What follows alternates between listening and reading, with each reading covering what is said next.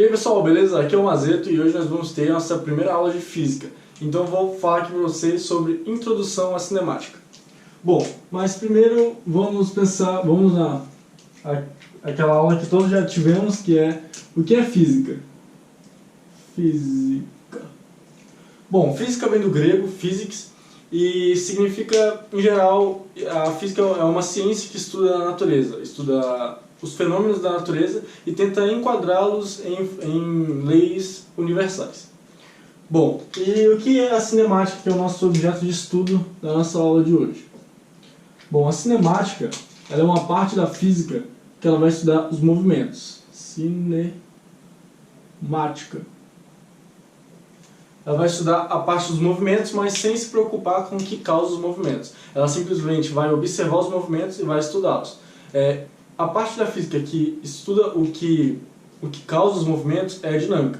A cinemática só vai se preocupar mesmo em analisá-los.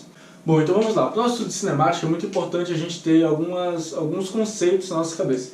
Então o primeiro desse conceito é o de ponto material.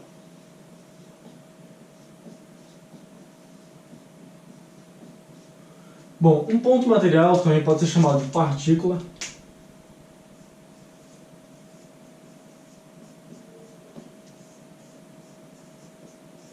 E o que caracteriza um ponto material é que as suas dimensões são desprezíveis. Então nós temos aqui, ó, dimensões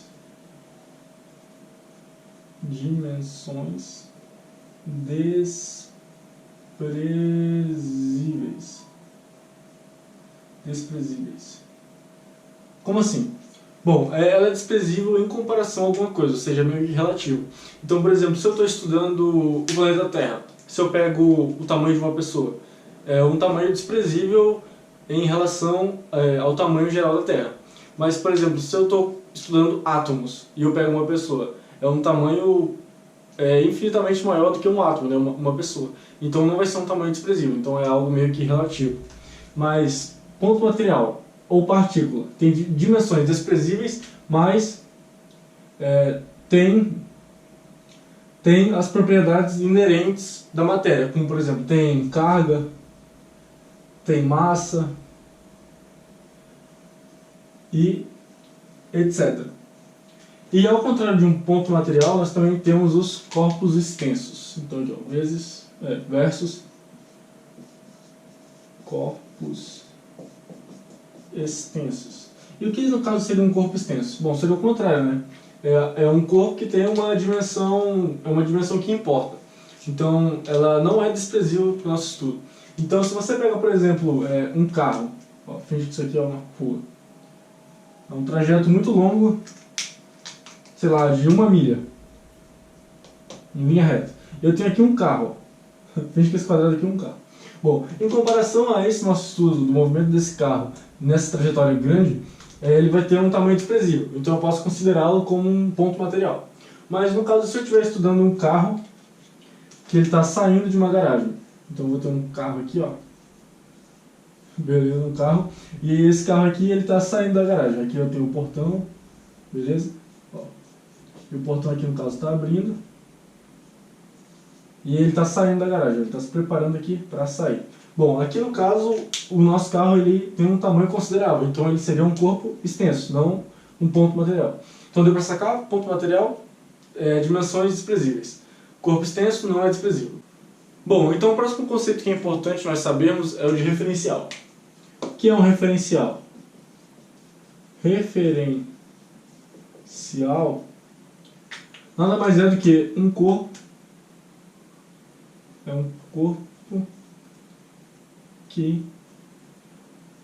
observa o movimento. Movimento. Então, como assim um corpo que observa o movimento? Vamos pegar então o movimento da Terra ao redor do Sol.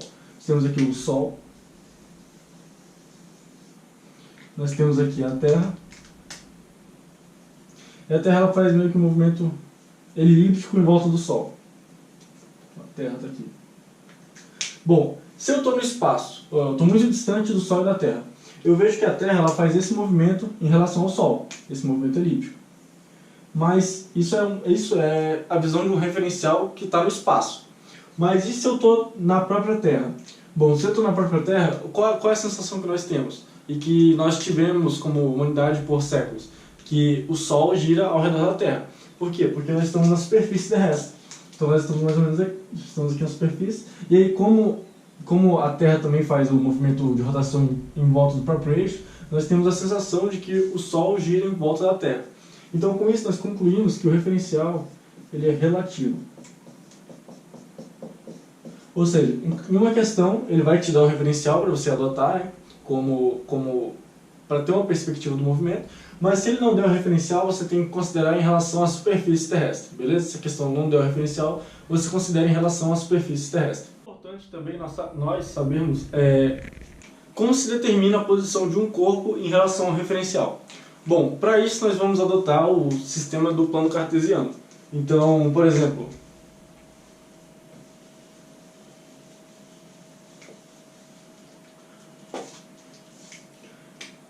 coordenadas.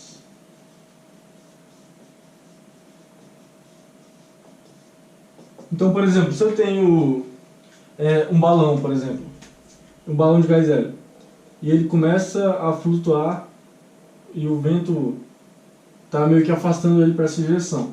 Para nós analisarmos, eu sou referencial aqui, eu estou vendo. Então, para nós analisarmos esse movimento, nós temos que traçar o sistema de plano cartesiano. Porque aí, eu digo que o balão aqui ele começou na posição 0, correto? Em relação ao eixo X, né? Eixo X, eixo Y. Aqui eu vou analisar primeiro em relação ao eixo X. E aí, suponha que esse balão ele vai parar até aqui, mais ou menos. E ele fica estacionado aí.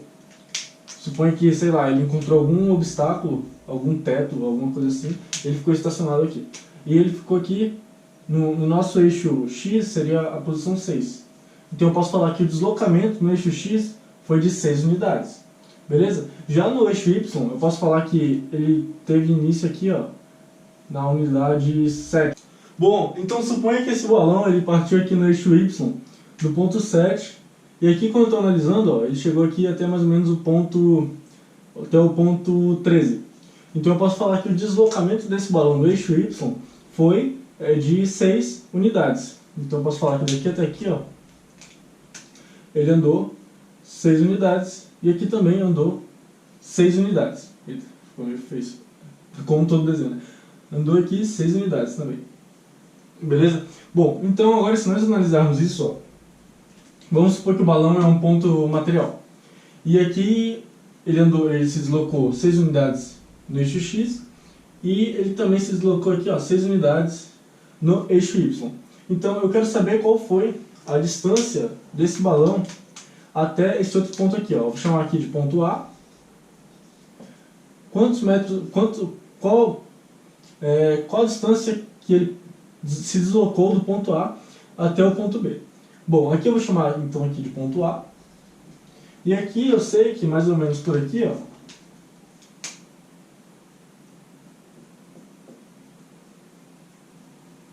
vou ter o ponto B, né? Nesse encontro aqui eu vou ter o ponto B.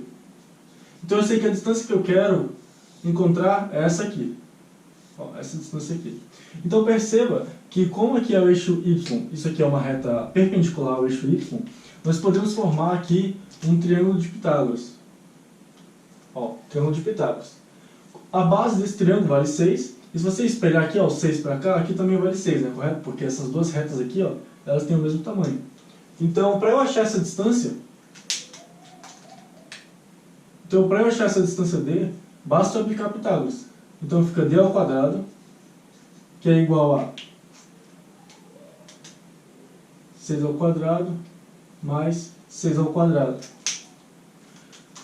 Perceba que eu posso escrever isso como sendo D ao quadrado é igual a 2 vezes 6 ao quadrado, correto? Se repete 2 vezes. Então aqui eu tenho que D ao quadrado é igual a 6 vezes 6, 36. Então é igual a 2 vezes 36, que é igual a 72. Beleza? Bom, isso aqui é D ao quadrado, eu quero achar o D. Então o D seria D é igual a raiz de 72. No caso, como não é uma raiz quadrada perfeita, eu vou deixar assim mesmo. Então, o sistema de coordenadas ele é muito útil na física. Em toda a física, desde a 1, 2, 3, vai ser muito útil, então é muito imprescindível que você saiba trabalhar com o plano cartesiano. Beleza? Bom, o próximo conceito que é importantíssimo nós termos para estudar cinemática é o de repouso e movimento. Bom, então eu vou fazer aqui uma pergunta para vocês. Eu tenho um ônibus, esse exemplo aqui é clássico. Eu tenho aqui um ônibus, finge que isso aqui é um ônibus. Opa. Tem um ônibus, correto? Bom, nesse ônibus eu tenho uma moça aqui, uma moça. Essa moça ela está dormindo e eu tenho um colega de viagem bem aqui, do lado dela que está acordado. Esse ônibus ele tem uma velocidade de 30 km por hora. Então a velocidade dele está para cá, assim, velocidade. Vocês já vão entender essa simbologia aqui, só que ele está apontando nessa direção aqui, está indo nessa direção. Agora uma pergunta, essa moça está dormindo. Aqui, ó, vou colocar aqui. Ela está dormindo. Então a pergunta, essa moça está em repouso ou ela está em movimento? Aí que nós percebemos que esse conceito também é relativo. Porque se você parar para pensar, o ônibus está andando. Eu tenho um pedestre bem aqui. Se esse pedestre vê essa moça dormindo, perceba que no instante 1, essa moça está aqui. Mas depois de algum tempo, como o ônibus está andando, essa moça vai estar mais ou menos aqui. Então esse pedestre, para ele, a moça está em movimento. Porque o ônibus está em movimento, se a moça está nele, ela também está em movimento. Mas para o parceiro de viagem dela aqui, ela está em repouso, porque ela está do lado dele. Então seria como você ir na sua casa, tem algum parente seu dormindo do seu lado, você olha para ele, ele está em repouso, correto? Então nós percebemos que esse conceito de repouso e movimento, ele depende do referencial. Beleza? Bom, então, da mesma forma que eu disse para vocês, se eu tenho um observador no espaço, para ele o Sol está em repouso. Mas se eu tenho um observador aqui na Terra, para ele o Sol está em movimento, porque nós vemos o Sol nascendo e se pondo, então dá a impressão que o Sol está em movimento. Beleza? Justamente porque nós temos dois referenciais. Um outro conceito muito importante para nós estudarmos cinemática é o de trajetória. Bom, o que é trajetória? Trajetória é o conjunto de pontos ocupados durante um movimento. Então, trajetória é o conjunto de pontos ocupados durante um movimento. Então, por exemplo, se eu tenho aqui uma pessoa, finge que esse ponto aqui é uma pessoa, e ela está se deslocando aqui, ó. Aqui eu tenho, sei lá, a praia. Tenho aqui a praia. Ela está na beira da praia, aqui, ó, as ondinhas vindo aqui. Tarará. Tem uma pessoa que ela vai se deslocar novamente do ponto A até o ponto D. Só que essa pessoa, finge que esses pontos eles estão na mesma reta. Ou seja, eu posso traçar uma reta aqui entre eles que ela vai conter os dois pontos. Mas ao invés dessa pessoa caminhar reto, ela faz essa trajetória aqui, ó. Então, essas curvas sinuosas será a trajetória, ou seja, o conjunto de todos os pontos contidos nesse caminho aqui percorrido. Perceba que trajetória é diferente de deslocamento. E é muito importante ter isso em mente logo no início do estudo da física. Porque se eu te perguntasse qual é o deslocamento que esse corpo fez, bom, novamente nós teríamos que partir para o uso do plano cartesiano. Então eu colocaria aqui, ó, o eixo Y, colocaria aqui, ó, um eixo X, e daqui nós analisaríamos qual foi a trajetória desse corpo. Ou seja, ele partiu aqui, ó, como eu disse, o A e o B eles estão na mesma reta. Então eu posso traçar aqui, ó, finge que essa reta aqui, finge que está reta aqui e está pegando aqui, ó, os dois pontos. Então eles pertencem a uma mesma reta. Então eu vou falar que ambos estão, sei lá, no Y7. Eita. Ambos estão no Y7. E aqui no A ele está aqui na origem, né? 0, 7, esse ponto aqui. E aqui no B ele está no Y7 também, mas está aqui, ó, no X15. Então qual seria o deslocamento desse corpo? Seria de 15 unidades no sentido horizontal. Beleza? Então é muito importante vocês terem em mente que trajetória é diferente de deslocamento. Beleza? Bom. Percebam ainda que trajetória também é algo relativo, assim como muitas coisas na física. Por exemplo, aqui eu vou dar um exemplo aqui para vocês de como é relativo. Bom, esse aqui também é um exemplo clássico que sempre cai em questões, que é o seguinte: se eu tenho aqui um avião, tenho aqui um avião. Aqui eu tenho a cabine do avião. Veja que é um avião. Eu tenho um piloto. Imagina que esse avião aqui, ó, ele vai jogar aqui, ele tá, ó, por exemplo, aqui eu tenho um avião e aqui eu tenho o Sol. Aqui eu tenho um referencial. Uma pessoa está olhando.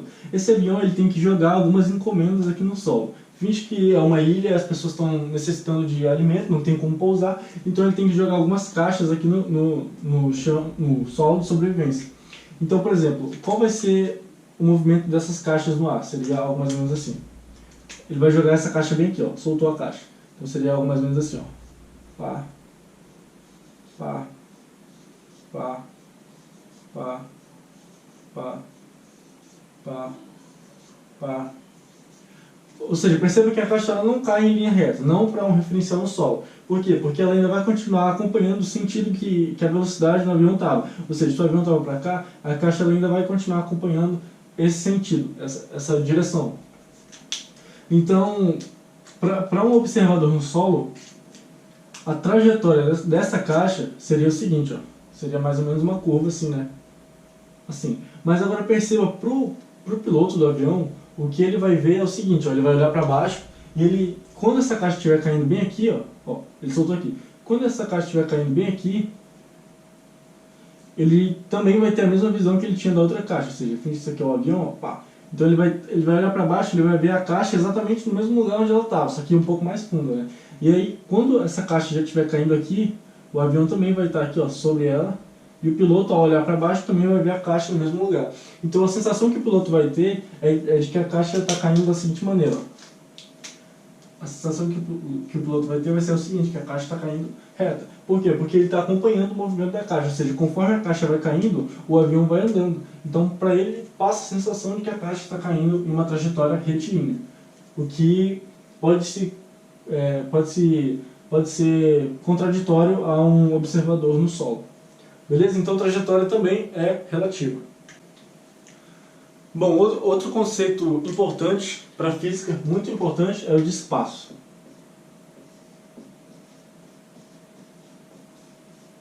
Então o que é espaço? Espaço é o ponto ocupado por um corpo em uma trajetória. Então, por exemplo, se eu tenho essa trajetória aqui, ó, imagina que isso aqui é uma rodoviária. E aqui eu estou indo... Não tenho a menor ideia se essa rodoviária existe, mas vou dar um exemplo hipotético. Vou usar um exemplo hipotético. Estou indo da cidade A até a cidade B.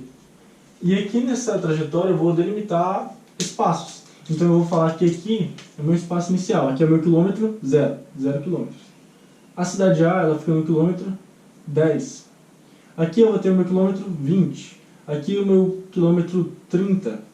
Aqui o meu quilômetro 35, aqui o meu quilômetro 40, aqui o meu quilômetro 42, entendeu? Então eu vou delimitar pontos na minha trajetória. Perceba que a origem está para cá.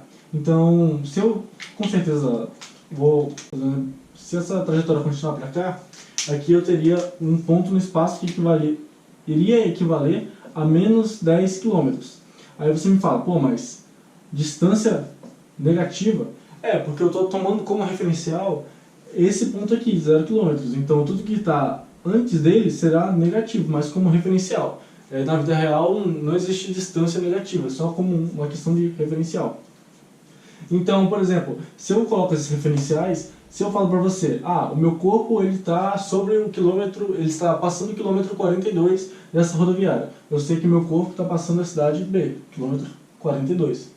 Beleza? Bom, então agora é importante nós sabermos o que é uma função horária do espaço. Então, agora outro conceito muito importante que nós temos que ver é o de função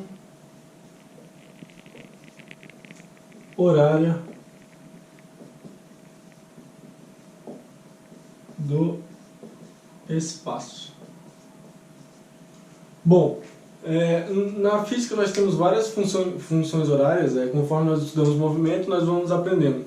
Mas é importante ter essa noção de o que é uma função horária. E para exemplificar isso, eu vou demonstrar aqui para vocês através da função horária do espaço.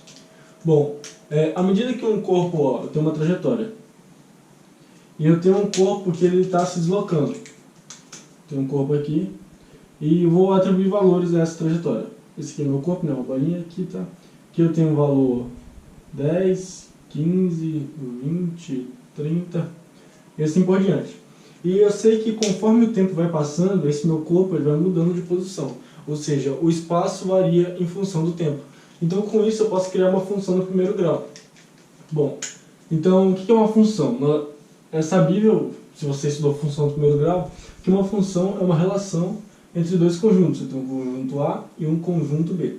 De forma que, para cada elemento do meu conjunto A, eu vou ter um correspondente no meu conjunto B. Então, para cada elemento aqui, eu vou ter um elemento aqui. Eu não vou ter nenhum elemento que não se corresponda com o conjunto B.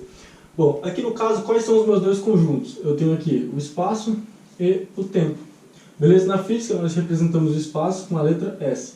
S maiúsculo, para não confundir com segundos. Beleza?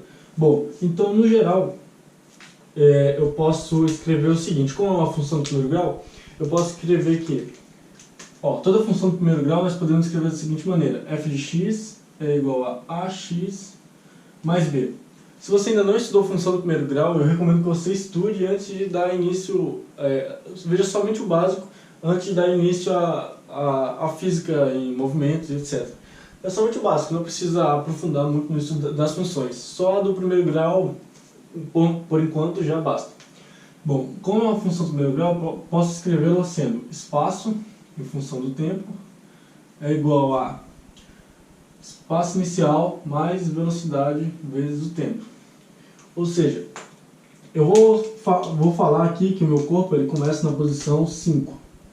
Aqui eu tenho a minha origem, a posição 0, e ele vai andando conforme o tempo.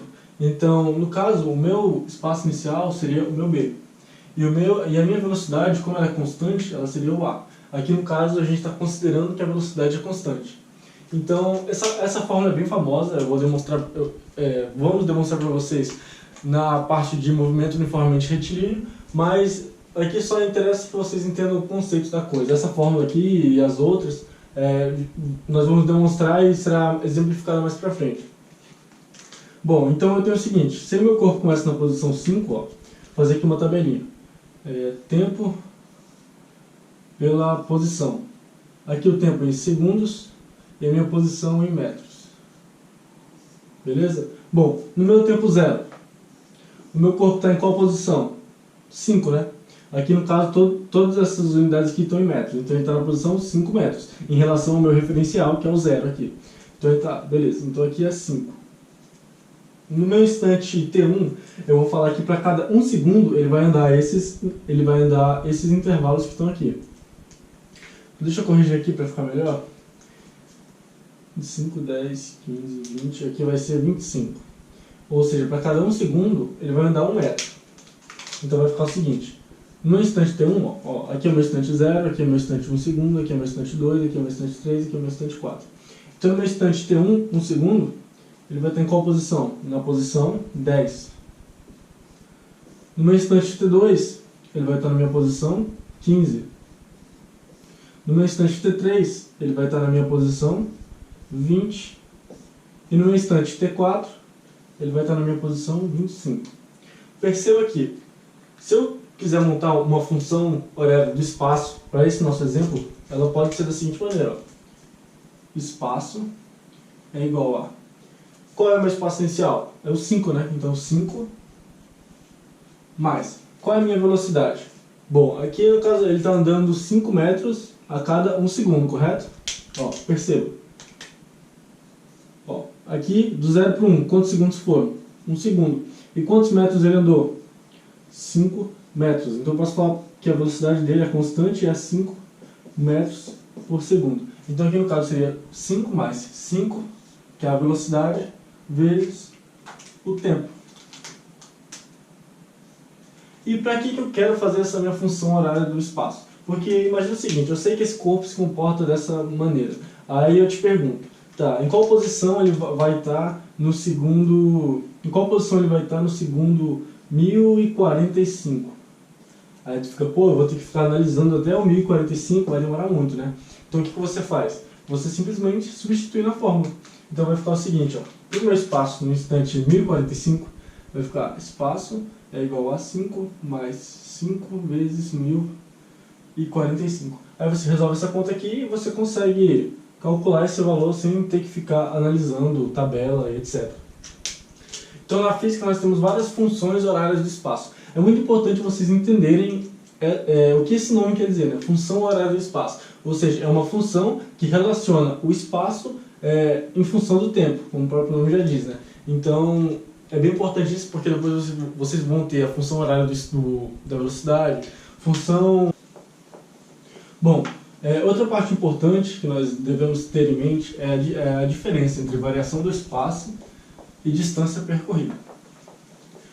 Aqui, no caso, vale explicar o seguinte. Na física, nós usamos muito esse símbolo, que é o delta, que é um triângulo. É o delta. O delta significa, no geral, variação.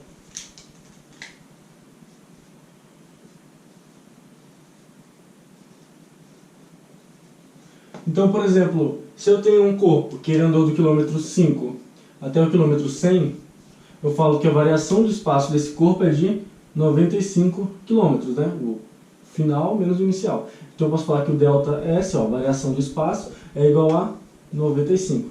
Se eu tenho um corpo que para fazer esse percurso aqui, ele demorou 50 segundos para andar daqui até aqui, eu posso falar que a variação do tempo dele, desse ponto até esse, é igual a 50 segundos. E aqui, metros. Quilômetros, né? Quilômetros. Beleza? Então, só para dar para sacar onde nós utilizamos esse delta. Toda a física nós utilizamos delta alguma coisa. Então é bem importante ter em mente que delta significa variação. Em geral, como eu havia dito, muitas pessoas confundem variação do espaço. A diferença entre ΔS, né, que é a variação do espaço. Isso aqui é diferente de distância percorrida.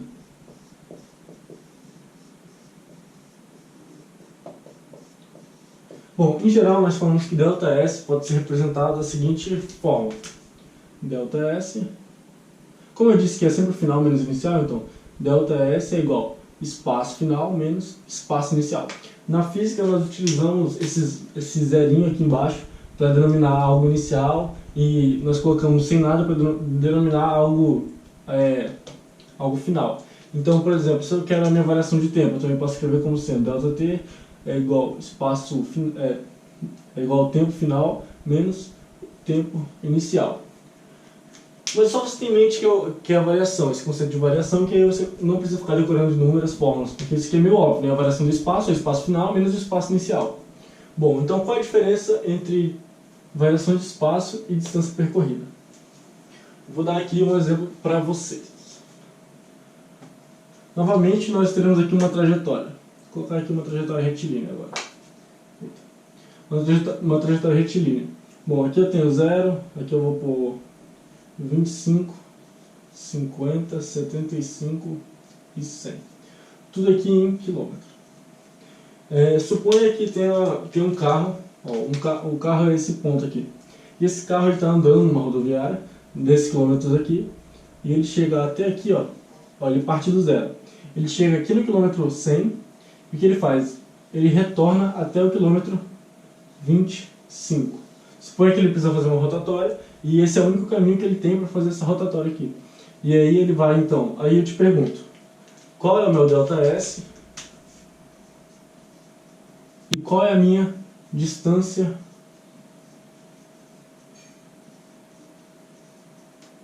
percorrida? Bom, como eu disse para vocês, o que é ΔS? É o espaço final menos o espaço inicial. Qual é o meu espaço final aqui? ΔS. Qual é o meu espaço final aqui? É o 25. Ó, porque ele vai andar tudo isso, mas no final ele vai parar aqui, ó, no espaço 25 da minha rotatória. Então seria 25. E qual é o meu espaço inicial? É 0. Então seria 25 menos 0, isso aqui é igual a 25. Ou seja, a variação de espaço desse corpo é de 25 km. Mas qual foi a distância percorrida dele? Porque se você pega um carro que marca os quilômetros, né? E você faz toda essa distância, não vai estar lá 25 km, vai estar o quê? A soma de todo o trajeto que você fez. Então, isso que é uma distância percorrida. Então aqui, ó, eu vou simbolizar como sendo dp, distância percorrida.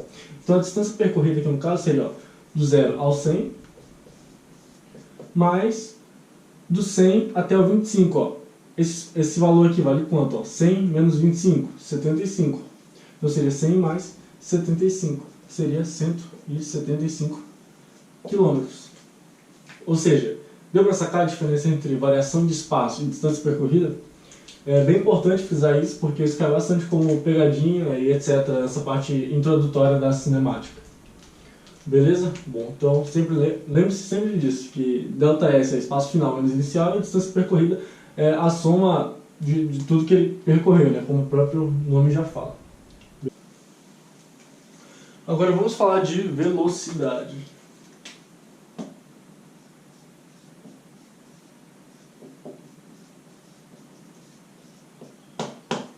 Velocidade. Bom, quando eu falo em velocidade, o que vocês pensam? Quando você vai ler algum jornal e, sei lá, fala de algum acidente de carro e fala a velocidade que os carros estavam. Geralmente eles utilizam a unidade de quilômetros por hora, né? Quilômetros por hora ou metro por segundo. Bom, na física, as unidades de uma grandeza dizem muito sobre ela. Então, por exemplo, se eu tenho aqui metro por segundo, perceba que isso aqui é a mesma coisa que eu estar dividindo algum espaço por um tempo, né? Metro por segundo. Essa unidade quer dizer que eu tenho alguma unidade de espaço dividida por alguma unidade de tempo. Aqui também, quilômetro por hora. Essa barrinha aqui significa praticamente uma divisão. Então, o que seria velocidade? Se eu tenho um corpo que ele percorre 200 km. 200 km. Ele percorre 200 km em 4 horas. Eu quero saber qual é a velocidade em quilômetros por hora desse corpo. Bom, eu não sei se é intuitivo para vocês, mas para mim é intuitivo dividir esse número por esse, né? Porque eu vou ter quilômetro por hora. E está certo. Mas nós temos que nos atentar se esse corpo parte da origem ou não, né? Então, por exemplo, se esse corpo está numa rodoviária, e aqui eu tenho o quilômetro 200 da rodoviária em relação a uma origem bem aqui. Mas eu sei que esse corpo ele partiu do quilômetro 200, ou seja, finge que é uma cidade que está aqui, esse corpo partiu desse próprio quilômetro, ele chegou aqui no quilômetro 400, ou seja, ele teve um deslocamento de 200 quilômetros, correto? Então, e ele demorou 4 horas para fazer isso. Então, como eu calculo a velocidade? A velocidade, ela, no geral, é calculada da seguinte maneira: ΔS sobre ΔT. Beleza? Essa aqui é a primeira fórmula que vocês vão ver na física. Bom, então vamos aplicar essa fórmula para esse meu exemplo simples aqui que eu dei. A velocidade, então, no caso seria: velocidade é igual a ΔS. Qual é o meu espaço final? 400. Qual é o meu espaço inicial? 200. Lembrando que ΔS é igual a espaço final menos espaço inicial, e ΔT é igual a tempo final menos o tempo inicial. Beleza? Então aqui no caso seria 400 menos 200 dividido por... Aqui no caso ele já me dá a variação da hora, né? Se daqui até aqui demora 4 horas, a variação do tempo é própria 4 horas. Então seria aqui 4 horas. Perceba que isso aqui, ó, é quilômetro, correto? Está em quilômetro. Então aqui no caso seria 200 quilômetros dividido por 4 horas. 200 dividido para 4 dá 50, né? Então seria 50, ó, perceba, quilômetros por hora. Ele está dividindo aqui, né? Por isso que nós falamos 50 km por hora. Deu para sacar? Então essa aqui seria a velocidade desse meu corpo. E faz sentido, né? Porque se eu digo que ele percorre 50 km por hora, em 4 horas ele vai percorrer o quê? Tem que multiplicar por 4, né? Então seria 200, que está aí correto. Beleza? Bom, agora é o seguinte, agora tem que se atentar para isso também. No Brasil nós utilizamos muito o quilômetro por hora, mas no SI, o que é SI? SI é o Sistema Internacional de Medidas. Por exemplo, na antiguidade, quando nós tínhamos os feudos, as medidas variavam. Então, por exemplo, num lugar você tinha a medida de comprimento como polegada. A polegada ela era feita com base na polegada do rei atual. Então, imagina o seguinte, cada ano mudava de rei. Cada rei tinha uma polegada de tamanho diferente. Então, as compras na cidade, no feudo, né, ficariam muito mais difíceis. Então, por exemplo, esse ano eu quero comprar 5 polegadas de tecido. Esse valor vai ser diferente do ano que vem, então toda vez que trocava de rei tinha que se adaptar a isso. E também, se eu moro no feudo e você mora no feudo, se eu morasse no feudo e você morasse em um feudo diferente do meu, nossas medidas iam ser diferentes, ou seja, a sua polegada seria diferente da minha polegada. Então, para solucionar esses problemas de medidas globais na atualidade, nós temos o SI. É ele que denomina, SI, Sistema Internacional de Unidades. Ele que denomina qual o padrão de unidades que nós devemos adotar quando, por exemplo, quando nós formos tratar de assuntos internacionais. Então, se você falar em quilômetros por hora, essa aqui é a unidade que todos os países devem adotar, no geral, para se falar em velocidade. Então nós temos que no SI, metros por segundo é a unidade adotada. Então se alguma questão te pedir qual a velocidade desse corpo no SI, aí você já sabe que você tem que colocar em metros por segundo. Beleza? Mais uma coisa. Percebam que o que eu disse aqui, eu não disse para vocês se a velocidade era constante ou não. Ou seja, eu simplesmente peguei o espaço e dividi pelo tempo. Isso é o que nós chamamos de velocidade média. Ou seja, a velocidade média é o ΔS sobre o ΔT.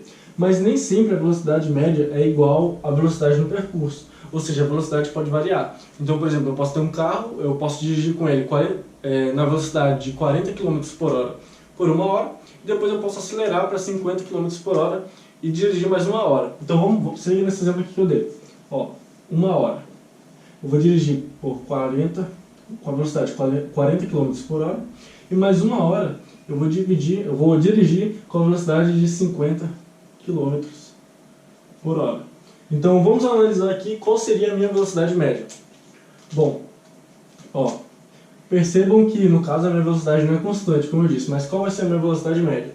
Bom, se eu estou a uma velocidade de 40 km por hora e eu dirijo por 1 hora, qual é a minha distância? 40. Então eu vou andar aqui 40 km, né? 1 hora. E se eu estou dirigindo a uma velocidade de 50 km por hora, por 1 hora, quanto que eu andei? 50 km, né? Então aqui 50 km. Então qual vai ser o meu espaço total percorrido? 90. Então o meu ΔS seria 90. E qual seria o meu tempo? 2 horas. Então 90 km por hora. Então a minha velocidade média seria igual a 45 km por hora. Beleza? Bom, então eu tenho que...